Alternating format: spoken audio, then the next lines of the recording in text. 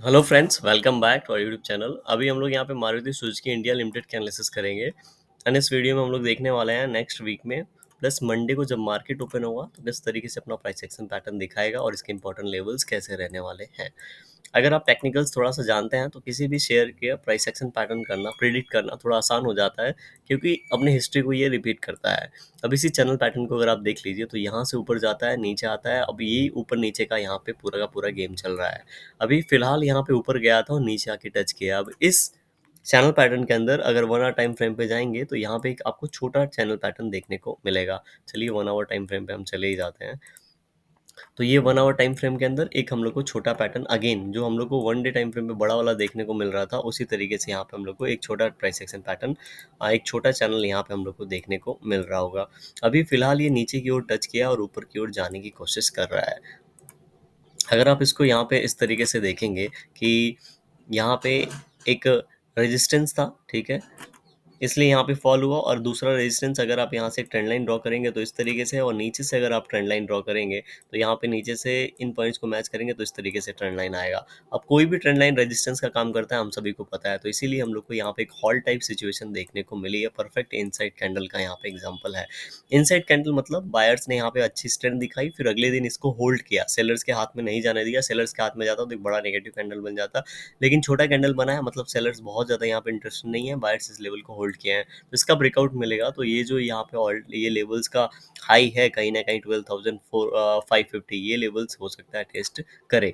अब हम लोग वीकली टाइम फ्रेम पे चलते हैं एंड अगर हम लोग इसको वीकली देखेंगे तो वीकली पिछले कितने वीक से अगर आप देखिए तो पिछले 4 वीक तो ये हो गए, ठीक है। 4 वीक से मतलब लगभग लगभग 1 महीने से इसी तरीके से प्राइस एक्शन पैटर्न बना रहा है। यहाँ पे रेंज बना रखा है 500 और नीचे है 100, तो 400 का रेंज है। अगर इसका ब्रेकआउट होता है तो यहाँ से 400 मतलब 12,900 तक का एक टारगेट हम लोग को कहीं ना कहीं नजर आ रहा होगा। अब हम लोग को कब कब ब्रेकआउट मिलेगा तो ये कोई नहीं बता सकता कि इसके अंदर कितना टाइम स्पेंड करेगा। जिस तरीके से ये इस के अंदर कितना टाइम स्पेंड करेगा हम लोग नहीं बता सकते, सेम उसी तरीके से। लेकिन यहाँ पे बहुत बार क्या होता है, छोटे छोटे कैंडल बनने लगते हैं। अभी ये जिस तरीके से इस चार्ट को आप देख रहे होंगे, इसके कैंडल को अगर आप ऑब्जर्व करेंगे तो आपको थोड़ा सा अलग पता चलेगा कि ये इतना ज़्यादा वेट नहीं करता। ये 4-5 वीक अगर वेट किया तो एक बड़ा कैंडल हम लोग को देखने को मिलता है। 4-5 वीक वेट किया, एक बड़ा कैंडल देखने को मिला। इधर वेट किया, एक बड़ा कैंडल देखने को मिला। तो in the same way, in the same pattern अगर हम इसको टेक्निकली चेक करेंगे तो पिछले 5-6-4 वीक से ये इस तरीके से, 5 वीक से इसने एनालिसिस प्राइस एक्शन पैटर्न बनाया है। तो अगर इस वीक में जो अभी स्टार्ट होने वाला है, अगर इस वीक में एक बड़ा कैंडल नहीं मिलता है तो उसके आने वाला जो वीक है उसमें एक बड़ा कैंडल बनेगा। इसकी बहुत ज़्यादा हायर प्रॉबिलिटी है, ठीक है, इसकी ज़्यादा हायर प्रॉबिलिटी है। और अगर यहाँ से ब्रेक डाउन कर देगा, ठीक है, तो इसके भी हायर प्रॉबिलिटी बन जाती है। हो सकता है नेक्स्ट वीक में ही ऐसा प्राइस एक्शन पैटर्न बने या फिर उसके आने वाले वीक में बने, लेकिन इन दोनों वीक में एक बड़ा प्राइस एक्शन पैटर्न बनने की प्रॉबिलिटी हाई दिख रही है, क्योंकि हम लोगों ने इसकी हिस्ट्री यहाँ पे चेक की। अब हम लोगों के पास क्या है, हम लोगों के पास यहाँ पे हम लोग क्या कर सकते हैं, यहाँ पे इसका हाई मार्क कर सकते हैं, यहाँ पे इसका लो मार्क कर सकते हैं, और यहाँ पे एक ट्रेंड लाइन ड्रॉ कर सकते हैं। और ट्रेंड लाइन हम लोग ऊपर से ड्रॉ करेंगे इस तरीके से, क्योंकि पूरा इस टाइम से अगर आप देखेंगे तो परफेक्टली कहीं ना कहीं इन पॉइंट्स को हम लोग मैच कर रहे हैं, तो एक ट्रेंड लाइन ड्रॉ हो रही है। तो अगर वीकली टाइम फ्रेम पे लगभग लगभग इस रेंज का 12,580 का लेवल कहीं ना कहीं अगर ब्रेकआउट देता है तो इट शोज कि यहाँ से 12,900 के आसपास ये जा सकता है, क्योंकि इसका 1:1 हम लोग को ऊपर मिलेगा, ठीक है। और इसके आसपास राउंड लेवल देखते हैं तो 13,000 है, तो हम लोग 13,000 का एक लेवल यहाँ से सोच के रख सकते हैं। अब हमें नहीं पता इसका ब्रेकआउट देगा या ब्रेकडाउन देगा, तो ये इसका 1:1 मिलने के बाद हम लोग क्या कर सकते हैं, फिर यहाँ पे अगर इसके बाद हो सकता है थोड़ा प्राइस एक्शन पैटर्न बना के फिर ब्रेकआउट दे।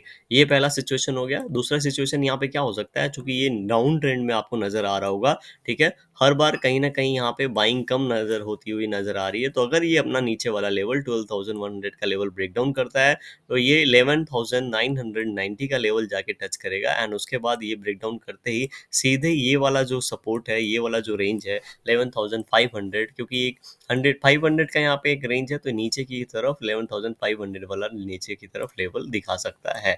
अब इन दोनों सिचुएशन के लिए हमें रेडी रहना चाहिए, क्योंकि प्राइस एक्शन पैटर्न ही ऐसा यहाँ पे बोल रहा है, हम नहीं बोल रहे हैं, ठीक है। प्राइस एक्शन पैटर्न बोल रहा है। अब ऊपर की ओर ब्रेकआउट होगा तो ऊपर, नीचे की ओर ब्रेकडाउन होगा तो नीचे। कितना सिंपल है अगर आप इसको सोचेंगे। लेकिन हड़बड़ी कभी भी हम लोगों को नहीं करना है। अगर हम लोग को इनिशियली अगर वन डे टाइम फ्रेम पे जाके एंट्री लेना है तो उसके लिए थोड़ा सा छोटे टाइम फ्रेम पे आ जाते हैं और यहाँ पे हम लोग ये ट्रेंड लाइन ड्रॉ कर लेते हैं। अब इस ट्रेंड लाइन पे हमारे पास स्विंग कितना है, 12,430 का। अगर इसका ब्रेकआउट होता है तो एक एंट्री मान लेते हैं, मैं एंट्री लेना चाहता हूँ 12,430 पे। एंट्री लिया, एसएल मैं इन लेवल्स के नीचे प्लेस कर सकता हूँ। ठीक है, इसके सामने टारगेट कितना होना चाहिए, 1:2 का मिनिमम होना चाहिए। ठीक है, तो यहाँ से 13,000 का पहला टारगेट होगा और इसके सामने हो सकता है ये 1:2 का करे। बहुत लोग क्या करते हैं, ये अगर ब्रेकआउट कैंडल देता है, नेक्स्ट कैंडल इसका ब्रेकआउट देता है तो इस रेड कैंडल के नीचे भी एसएल प्लेस कर लेते हैं, क्योंकि ट्रेंड लाइन के नीचे है, इस रेजिस्टेंस के नीचे है। ठीक है, तो सबका अपना अपना सिस्टम होता है, उसको फॉलो करते हैं एंड उसके हिसाब से अपना प्रॉफिट बनाने की कोशिश करते हैं। आपको भी अपना सिस्टम यहाँ पे फॉलो करना है, किसी और का नहीं करना है।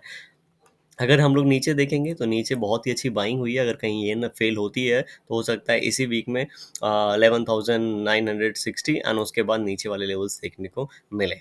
15 मिनट टाइम फ्रेम पे चलते हैं और यहाँ पे इसको समझने की कोशिश करते हैं कि 15 मिनट टाइम फ्रेम पे हम लोग को मंडे को किस तरीके से प्राइस एक्शन पैटर्न दिखा सकता है। तो अगर सिर्फ आप मंडे की बात करेंगे तो मंडे एक शॉर्ट टर्म हो गया। उस शॉर्ट टर्म में अगर आप देखेंगे तो ये इस तरीके से चैनल पैटर्न फॉलो किया है, ऊपर से नीचे आके ऊपर की ओर जा रहा है और मोर देन 60% के आसपास यहाँ ब्रेक कर दिया है।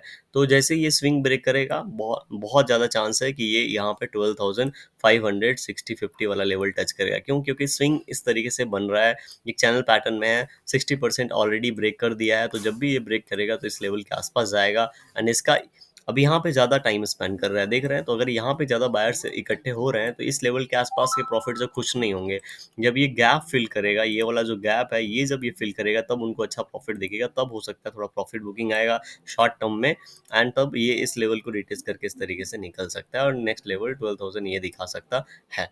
तो इस तरीके से price action pattern Maruti Suzuki बना सकता है। वीडियो पसंद आएगा लाइक जरूर करिएगा, चैनल पर नए हो सब्सक्राइब कर सकते हैं। Thank you for watching this video.